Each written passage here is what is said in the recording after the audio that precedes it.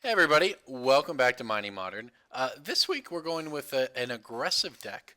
Uh, Last week we played Banned Spirits, and this time we're still on the Collected Company plan, but slightly different. What we have here is Naya Zoo, or Naya Company. Um, it's basically sort of an old school zoo deck that takes advantage of Collected Company, and I really like playing decks like this. I obviously I get a lot of credit for Merfolk, and that's my favorite deck. And sort of the joke I tell people sometimes is that Merfolk's actually the best green deck in the format.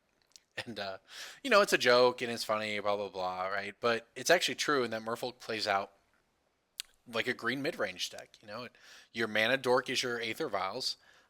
You have a lot of creatures that have value and interact, and you play around removal, and that's what the deck does. So I'm actually pretty comfortable playing decks like this.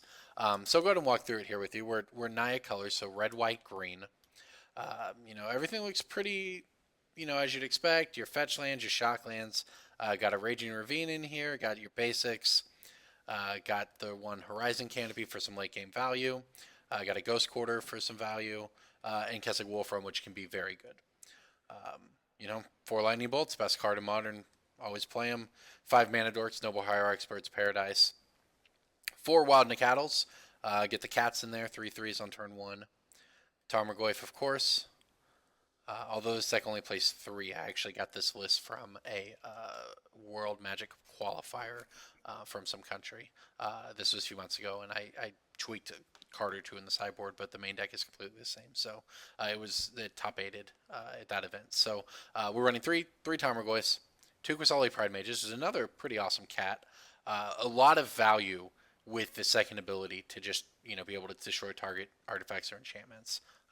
Just does a lot of work in Modern and is a perfectly main deckable card. It's got Exalted. It's pretty good. Scavenging Ooze obviously does extreme work, especially with Dredge in the metagame right now. Having this main deck answer to that is very important. And then Thalia Heretic Cathar, Eldritch Moon Edition, which is actually pretty sweet.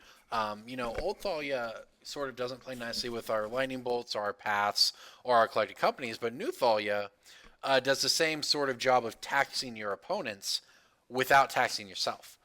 So it's actually pretty sweet. Plus, in a deck like this, where you're attacking a lot and racing, making their creatures come into play taps, pretty big, pretty important. The one tireless tracker, pretty nice, great against the control decks and the grindy mid-range matchups. Just go off with clues. You've seen this thing dominate standard at times over the past year, and can do the same in Modern in the right situation. Three drops, Knight of the Reliquary gets really big in this deck. This is a deck where you're not necessarily activating the ability, and obviously you will to get your Kessig Wolf Run or your Canopy or whatever if you want to draw a card. But a lot of times you're just attacking with it. It's very easily a 4/4, 5/5 a lot of the time. Smiter, great against the Liliana decks, and just a 4/4 for 3, rounded out with companies. And it's pretty straightforward, but that doesn't mean it's not good. In fact, it's a very good aggressive deck that has a lot of game against a bunch of different things. That said, it has some flexibility built into the deck, but at the end of the day, this deck just needs to do what it's doing. And if someone shows up wanting and prepared to beat you, they can. Collected Companies and tireless trackers, and these things can go a long way against the heavy removal decks. But at its core, this is an aggressive deck that people have beaten in the past. So I think it's very good, but I also think that it has some weaknesses. So moving on to the sideboard, a lot of generic stuff. Tormod's Crypts for the Dredge deck. In this deck, rather than play Relic or something, because you are aggressive, and that's what you want to remember. So you don't play Relic of Progenitus. One, because it hits your own graveyard, messes up your Tarmogoyfs and your Knight of the Reliquaries. But it also costs mana, and Tormod's Crypt doesn't.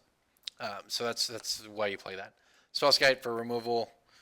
Those matchups where it's good, boggles, whatever random stuff. Kitchen Finks, good value card in all the grinding matchups. Grudge, because you can. You're playing red green. Same with the Stony Silences. You have game against Lantern and Affinity. Blood Moon for Trons, and if you want to play against some of the greedy 3-color decks.